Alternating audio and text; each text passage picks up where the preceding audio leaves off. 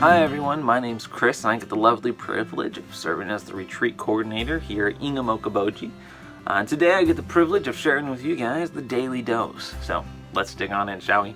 We're going to take a look here at Genesis chapter 11.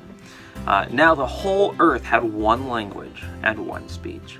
And it came to pass, as they journeyed from the east, that they found a plain in the land of Shinar, and they dwelt there. Then they said to one another, "Come, let us make bricks, and bake them thoroughly." They had brick for stone, and they had asphalt for mortar.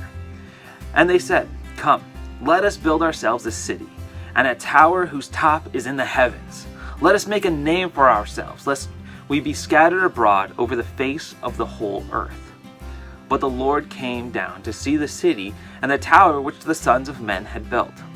And the Lord said, "Indeed, the people are one, and they all have one language, and this is what they begin to do. Now nothing that they propose to do will be withheld from them. Come, let us go down and confuse their language, that they may not understand one another's speech." So the Lord scattered them abroad the face of the earth, they ceased to build the city.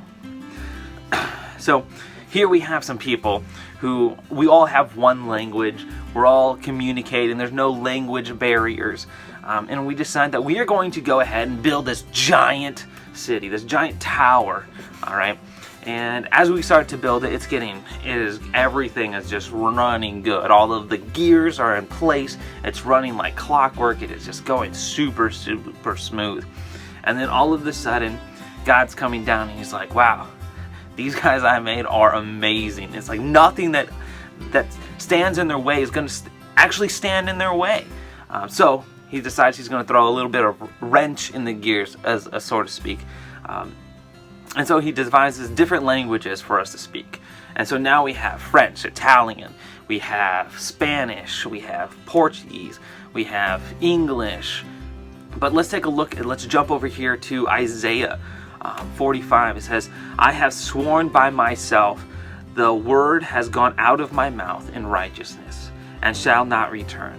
That to me every knee shall bow, and every tongue shall take an oath." It says over here in Romans that as I live, says the Lord, every knee shall bow, and every tongue shall confess to God. So I think that the oath that it is referring to here, it would have to be, you're confessing your love to God. All right, you're confessing your life, who you are to God, into His servitude and to glorifying Him. And lastly, I want to end with the verse that started this whole thing for me. It's in Zephaniah chapter 3, verse 9, and it says, "For then I will restore to the people a pure language," all right, "and that they all may call on the name of the Lord to serve Him with one accord." I think that's going to be a time where we get our language is going to be restored, and we're going to serve God as unified. And there's not going to be this language barrier between us, between each other. We're all going to come together. We're going to serve God, and it's going to be glorious, and it's going to be a wonderful time. It might not happen in this life, but definitely when we are rejoined with God in heaven, it's going to be a time of glory. It's going to be a time of awe.